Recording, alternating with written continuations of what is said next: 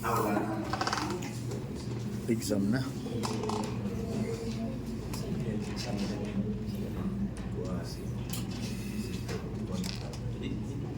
Inspection na, inspection.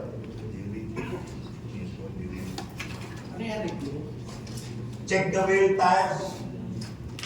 Yung mga wheel tread, sidewall. Check the port, locking pin, load chart, lifting chain. Kasi yan may chain. Doon sa lifting chain, kasi yan may cylinder at lifting chain. Doon sa lifting chain, ang pag-inspection niya, itataas mo ng bahagya yung port without load. And then kukuha ka ng kahoy bago pipisilin mo yung lifting chain. Ipipin mo yung pressure, yung tension, pati sa kabila. Minsan, unequal yung tension. So, ang epekto niyan, yung sa cylinder na ang nagbubuhat, madali mag-leak yung kabila. Sa dapat yan, yung lifting chain, pareho yung higpit. Yung higpit, na-adjust yan. Na-adjust.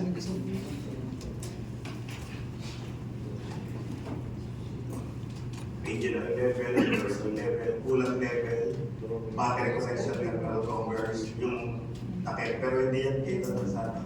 If the battery is not sealed, check the electrolyte level. Pero wala nang ganang lahat na sealed type. Fuel, oil level, brakes.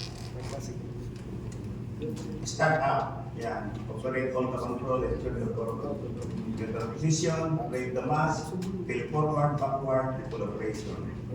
Operate the steering, put the foot brake and front brake, audible sound, check all instruments for correct operation.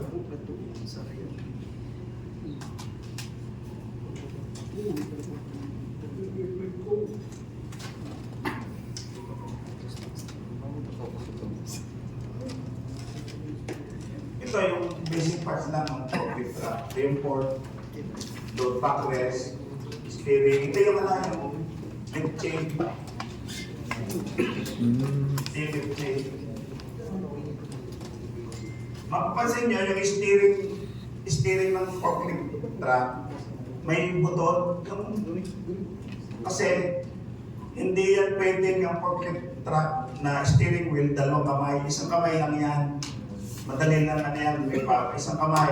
Kasi yung kanang kamay mo na doon sa mga control stick. No? Operator seat, hood, headlight, beacon, steering wheel, drive wheel. And then, hindi masyadong napansin, itong tilt cylinder.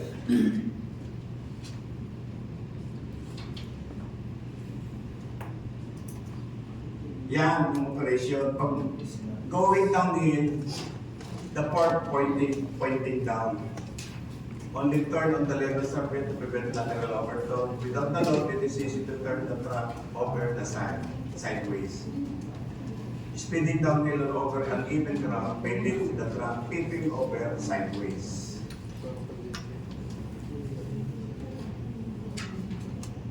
So ito yung mga nakasulat yan sa manual actually.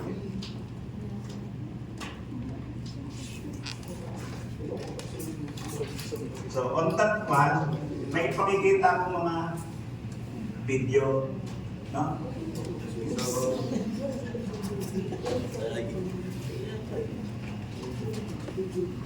actually sa mga conflict lang, ang mga accident din yan sa operator, kalimitan.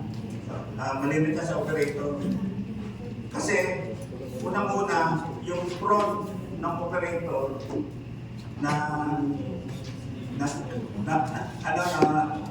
natatakluban ng mass. Kaya yan, malimit sa operator.